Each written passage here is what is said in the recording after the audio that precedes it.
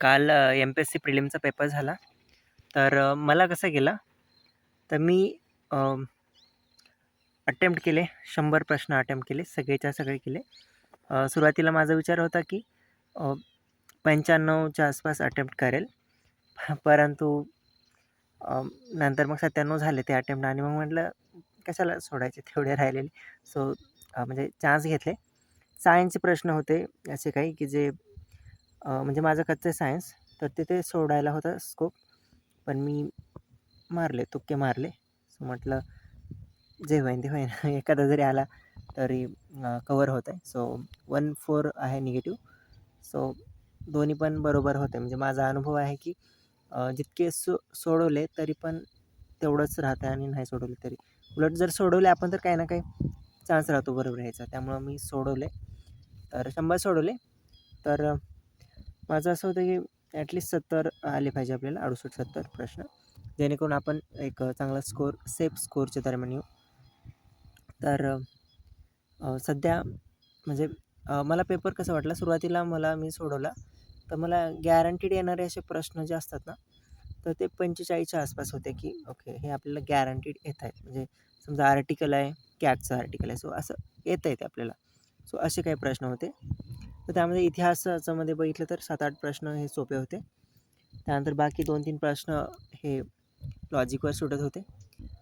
So मी सगळे सोडवले आणि तर त्यातले बरेच प्रश्न म्हणजे 11-12 प्रश्न येत आहेत मला त्यातले. त्यानंतर पॉलिटी मला चांगलं गेलं, सोपाच आहे. म्हणजे सोपा जातो, अभ्यास झाला आहे चांगला. एक प्रश्न थोडंसं म्हणजे अवघड गेला आणि ओव्हरऑल सोपं जर बघितलं तर ते 7-8 प्रश्न सोपे होते. बाकी थोडं कन्फ्युजिंग टाकणारे होतं. बरेच आकडे दिले होते, तारखा वगैरे दिल्या होत्या. तर म्हणजे जसं की पहिलं अधिवेशन कधी सुरू झालं वगैरे असं म्हणजे तारीखच माहीत पाहिजे होती आणि पहिल्या निवडणुकीचा कालावधी असेल किंवा असेच काही गोष्टी. सो कन्फ्युजन होतं. त्यानंतर कधी स्वीकार केला चिन्हांचा वगैरे ते तारखा माहीत पाहिजे होत्या. तिथं जर थोडं जरी माहीत नसेल तर तिथं चुकायसाठी चान्स होता. बाकी ते स्थापना स्टॅच्युटरी आणि स्टॅच्युटरी बॉडीज वगैरे. सो एवढं सोपं नव्हतं. सो आणि 4-4 वाक्य वगैरे होते. सो टाईम लागत होता. पूर्ण वेळ लागला सोडवायला पेपर. सो पॉलिटी मीडियम गेला. करंट अफेअर्स सोपं वाटत होतं वरवरून, परंतु त्याच्यामध्ये विधानं देत होते. 4-4 विधानं आले. सो त्यामुळे कन्फ्युजन झालं. जसं की कर्पूरी ठाकूरचं वाचलं होतं, पण सगळेच्या सगळे स्टेटमेंट नव्हतं माहीत. सो तिथं कन्फ्युजन झालं आणि मला वाटतं ते चुकलं आहे माझा प्रश्न. त्यानंतर स्वामीनाथन यांच्याबद्दलही तसेच 4 वाक्य. पुन्हा ते नर्गिस मोहम्मदी ते येत होतं, पण ते 2004-3 असं कन्फ्यूज केलं. सो असं कन्फ्युजन केलं, त्यामुळं चुकू शकत होते. त्यानंतर करंटचं पण 8-9 क्वेश्चन यायला काही हरकत नव्हती. सो मीडियमच होतं ते पण. इकॉनॉमिक्स आणि भूगोल थोडं अवघड होतं नेहमीपेक्षा.